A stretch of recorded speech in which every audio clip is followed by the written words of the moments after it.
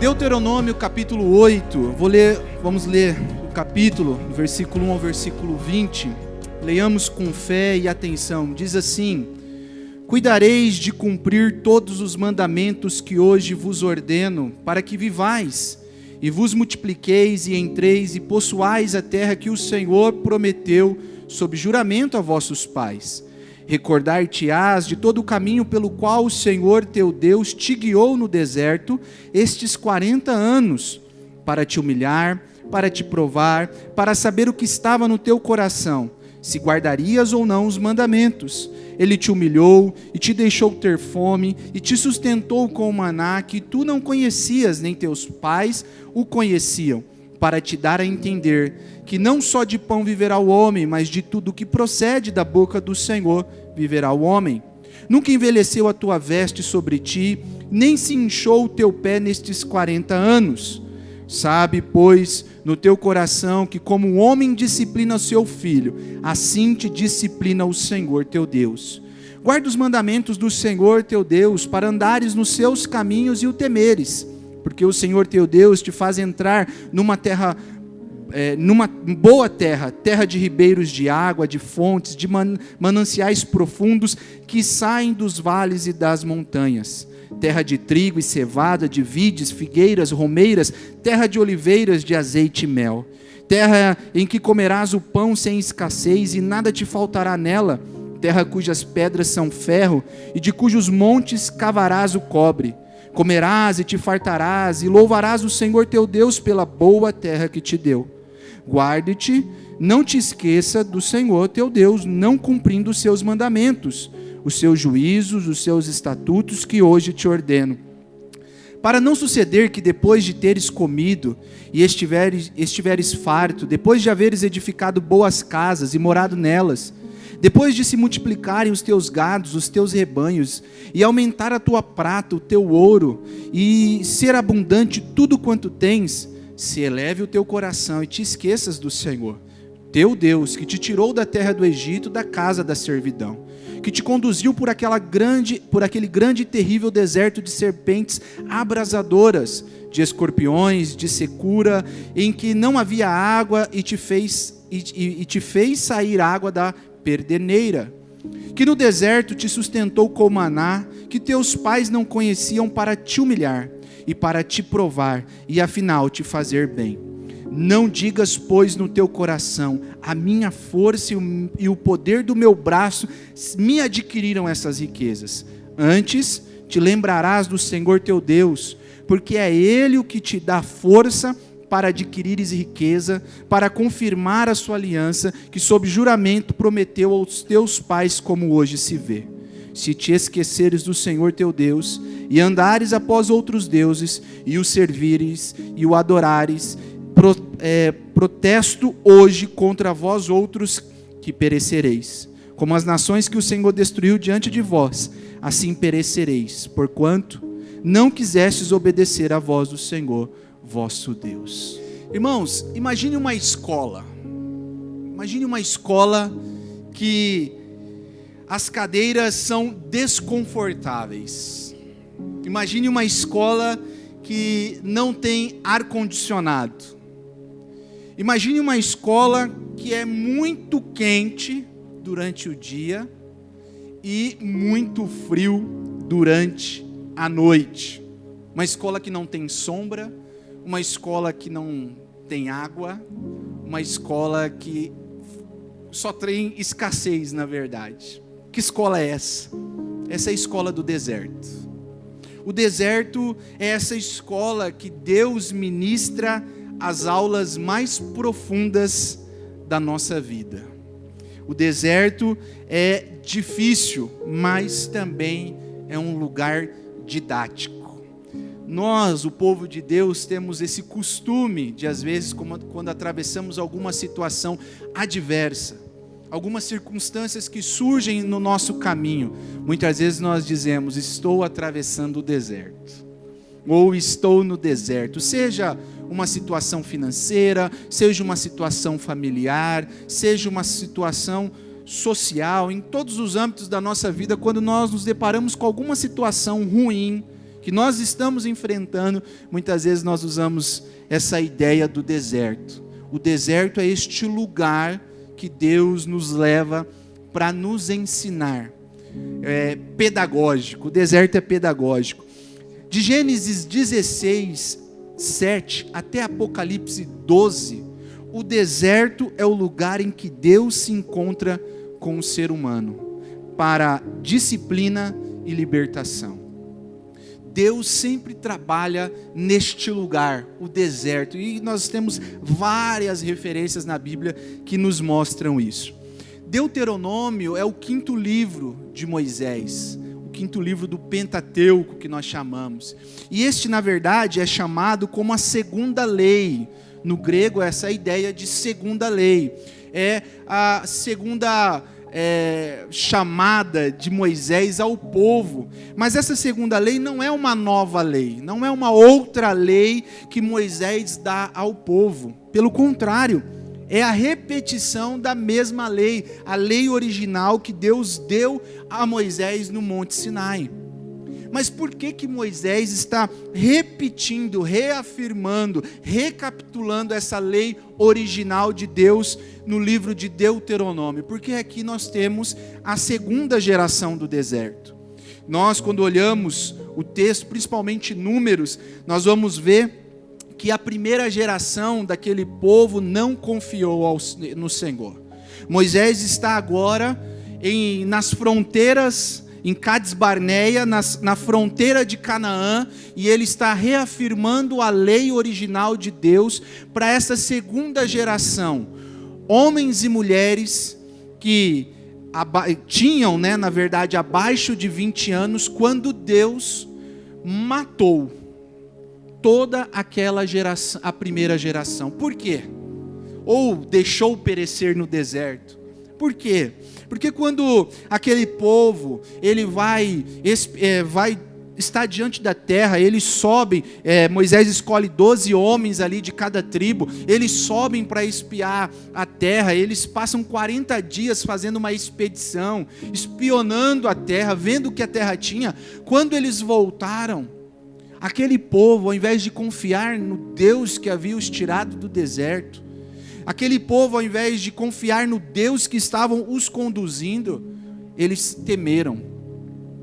10 homens se levantaram diante da congregação e começaram a dizer: lá tem homem, realmente a terra é muito boa, mana leite, tem mel, os cachos são tão grandes que precisam de 2 homens para carregar. Mas também tem homens gigantes nessa terra. Nós seremos devorados, ou nós seremos como gafanhotos diante desses homens pequenos. Estes homens nos massacrarão. E começam toda a congregação a se levantar contra Moisés, contra Arão, e questionar o porquê daquilo. Será que Deus nos tirou do Egito para que nós morramos agora?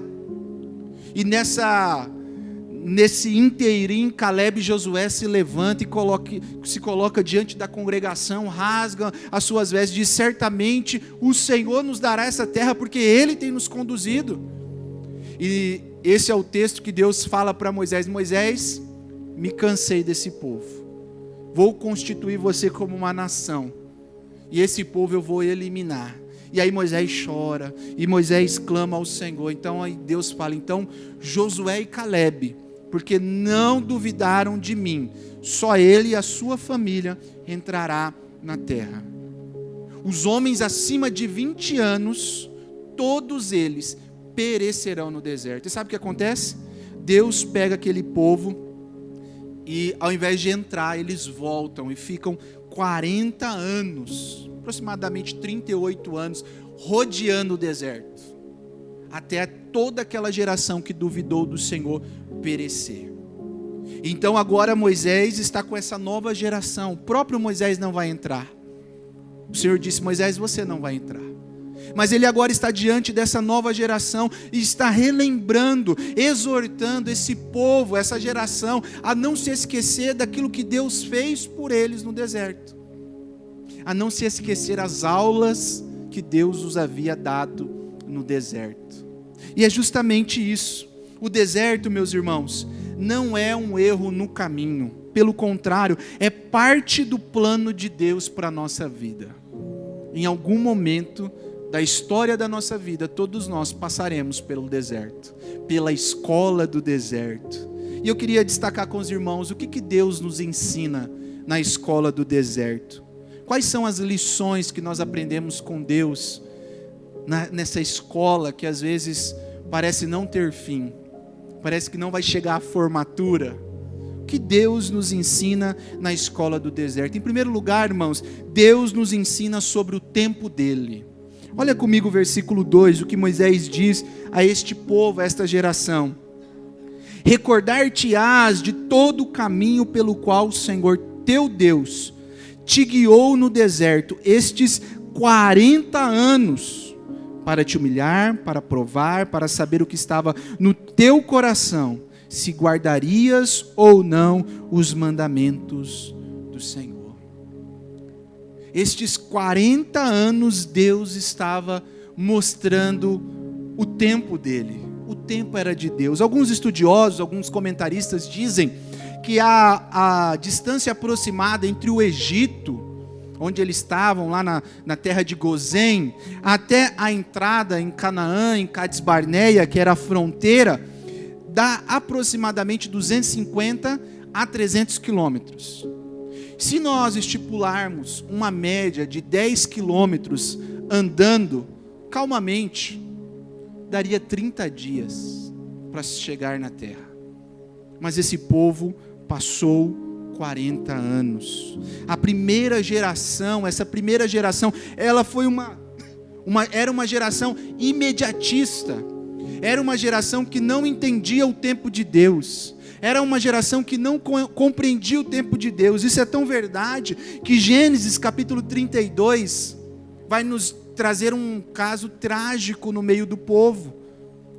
Quando o povo, diz lá Gênesis capítulo 32, versículo 1, o povo, ao ver que Moisés demorava a descer do monte, juntou-se ao redor de Arão. Ele disse: venha, faça-nos deuses que nos conduza pelo deserto. Pois Moisés, o homem que nos tirou do Egito, não sabemos o que lhe aconteceu. O povo tinha acabado de sair do Egito. O povo tinha acabado de ver os milagres de Deus agindo no Egito, as pragas.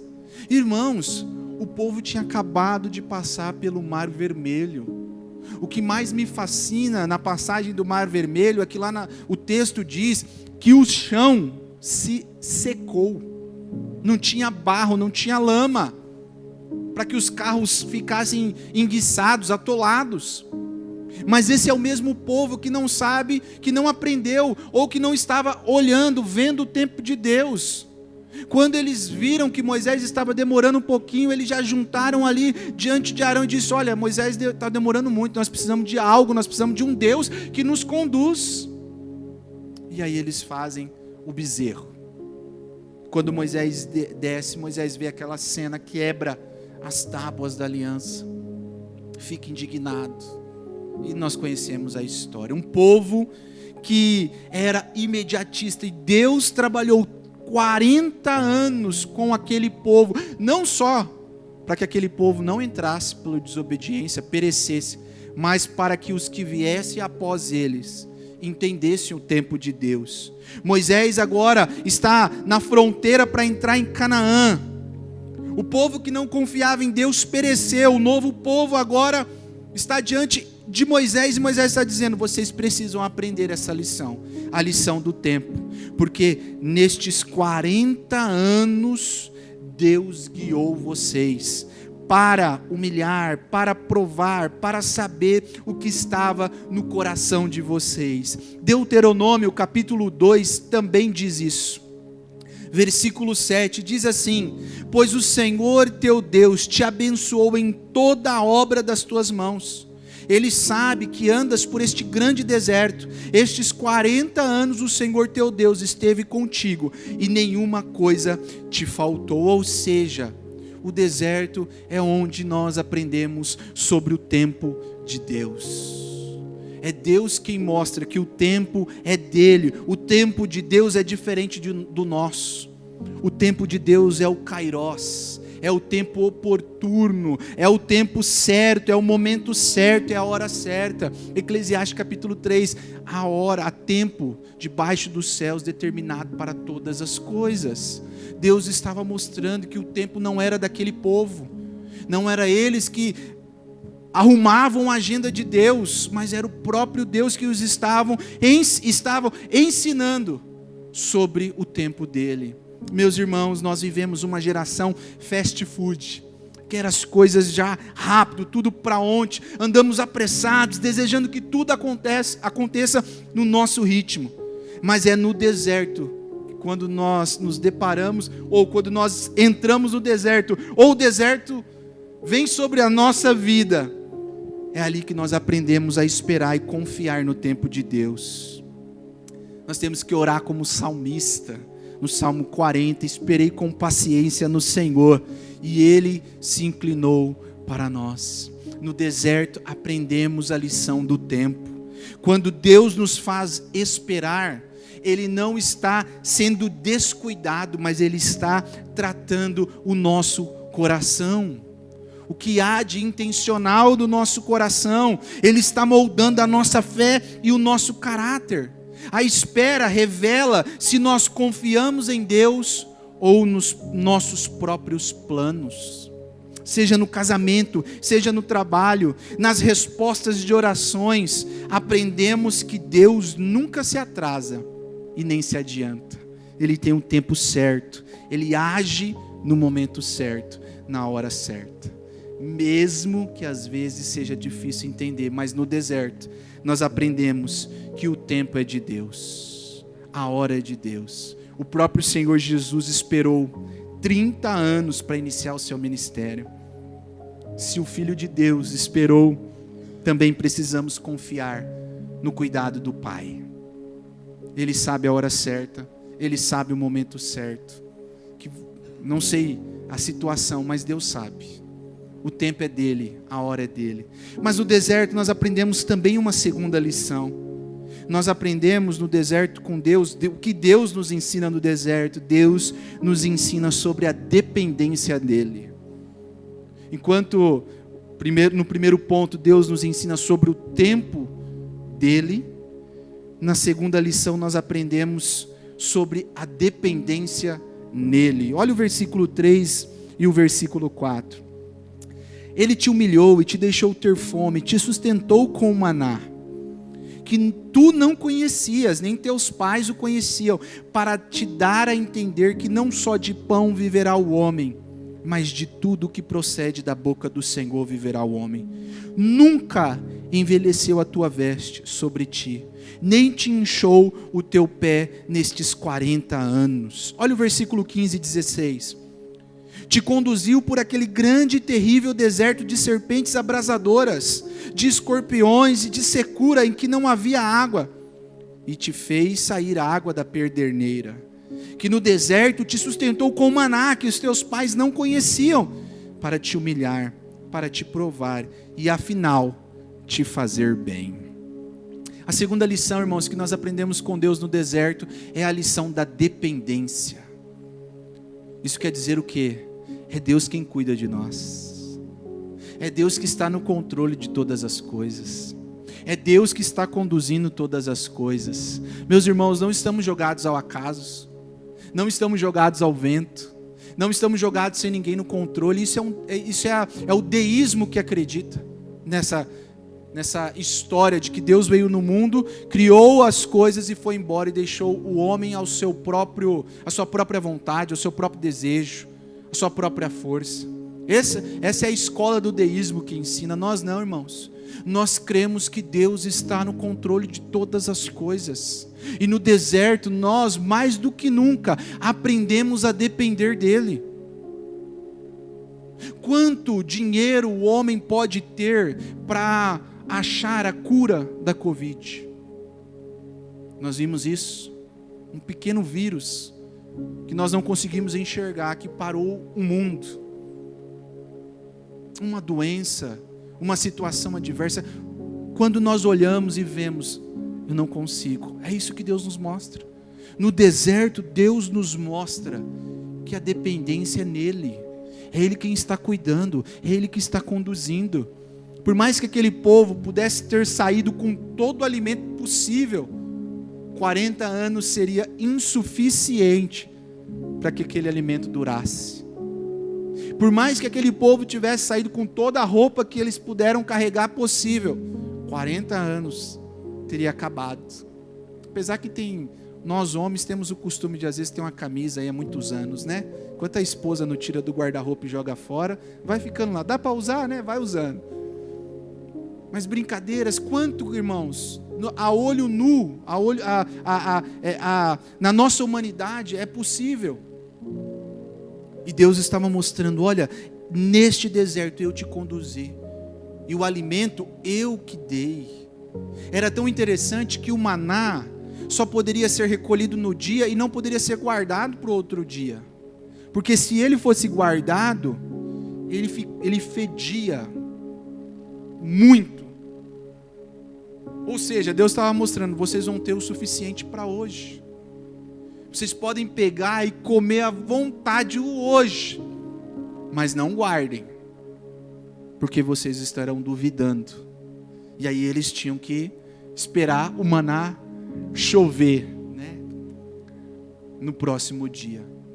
Deus mostrou para esse povo que durante a caminhada, Ele que estava conduzindo, cuidando de tudo. Em várias ocasiões, irmãos, é interessante que mesmo Deus cuidando, nós seres humanos, que herdamos a natureza do pecado, muitas vezes Deus está mostrando que Ele está cuidando, mas qual que é a nossa primeira atitude quando uma situação não sai conforme o nosso querer? É reclamar. É dizer, não, mas olha, mas isso aqui podia ser assim, podia ser assado. Isso é a natureza do pecado em nós, é o velho homem. Como Lutero dizia, eu achava que o velho homem iria morrer nas águas do batismo, mas eu descobri que ele sabia nadar. E a nossa natureza é assim. O que esse povo faz, mesmo Deus mandando maná? Em Êxodo 16, eles disseram a Moisés: quem nos dera tivéssemos morrido pelas mãos do Senhor no Egito, pelo menos tínhamos carne na panela e pão com fartura. Mas você nos trouxe a este deserto para morrer de fome, comendo maná todos os dias. E aí sabe o que Deus faz? Deus manda carne, ao ponto de Deus falar, eles vão comer tanto, que vai sair pelo nariz, porque esse povo é incrédulo. Em Êxodo 17, esse povo diz, por que nos fizeste subir do Egito para nos matar de sede? Deus já havia dado, transformado as águas de Mara, que era amarga, em águas potáveis. O que Deus faz? Gênesis 17, Deus fala, Moisés, toca lá na rocha, e a água vai fluir. O maná vai continuar, vai ter carne para esse povo. Deus estava cuidando de tudo, mostrando, meus irmãos, essa lição preciosíssima que às vezes para nós, quando nós estamos no deserto é difícil de entender, mas Deus está cuidando de tudo, Ele está no controle. Quando aquele povo ainda reclamou que estava comendo só maná, Deus mandou a carne. Deus estava mostrando que em todo o trajeto do deserto, Ele era o mantenedor daquele povo. Era Ele que estava conduzindo. Deus nos ensina no deserto que a dependência é nele. Nós precisamos olhar para Ele e dizer, Senhor, é o Senhor, como diz o Salmo 23, o Senhor é o meu pastor e de nada terei falta. Algumas pessoas interpretam, e nada me faltará, então eu posso pedir qualquer coisa, eu quero, Senhor, esse carro, eu quero essa... Não é isso. De nada que o Senhor tem me dado, terei falta. É isso que Deus estava mostrando para esse povo. Vocês não precisam depender de ninguém. Vocês não precisam depender da força do braço. Vocês não precisam depender de um rei. Vocês não precisam depender de uma guerra para ter despojos. Não. Vocês têm a mim, o Deus, Criador dos céus e da terra, que manda alimento para vocês, que dá água da onde não pode ter água. Eu sou o Deus que conduz. Dependa de mim. O deserto nos mostra que não vivemos apenas do que conseguimos conquistar, mas do que Deus nos dá diariamente. Deus que nos conduz diariamente a nossa vida. Às vezes nós temos a falsa segurança dos Egitos modernos. O meu emprego, o dinheiro, os relacionamentos, os status. Irmãos, nada disso substitui a providência de Deus, o cuidado de Deus, a dependência de Deus. Quantos empregos se findaram na pandemia? Quantos outros surgiram? Quantas novas profissões?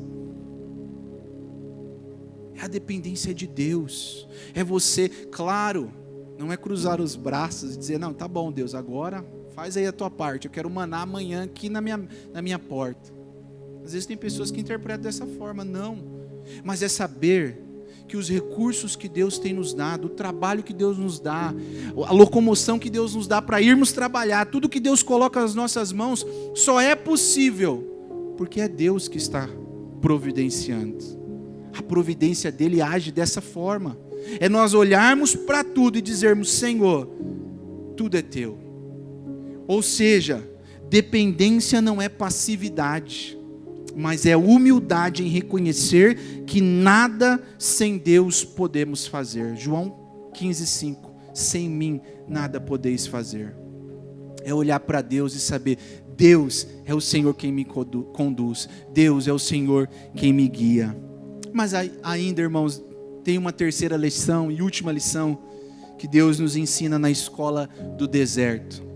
Então, na escola do deserto, Deus nos ensina sobre o tempo dele, Deus nos ensina sobre a dependência nele, e Deus também no deserto nos ensina que a glória é somente para ele. No deserto, a glória é de Deus. Ou seja, olha o versículo 17 e 18. Moisés diz ao povo, não digas, pois, no teu coração, a minha força e o poder do meu braço me adquiriram essas riquezas. Antes te lembrarás do Senhor teu Deus, porque é Ele o que te dá força para adquirires riqueza, para confirmar a sua aliança, que sob juramento prometeu aos teus pais, como hoje se vê. No deserto, Deus evidenciou a sua soberania e o seu poder, a fim de que toda a glória fosse devida a Ele, e não àquele povo. Aquele povo não poderia dizer, foi nós que saímos do Egito, foi nós que vencemos Faraó, foi nós que prevalecemos no deserto. Não. Moisés estava mostrando que aquele povo agora iria entrar numa terra de grande fartura, que aquele povo não ia ter escassez.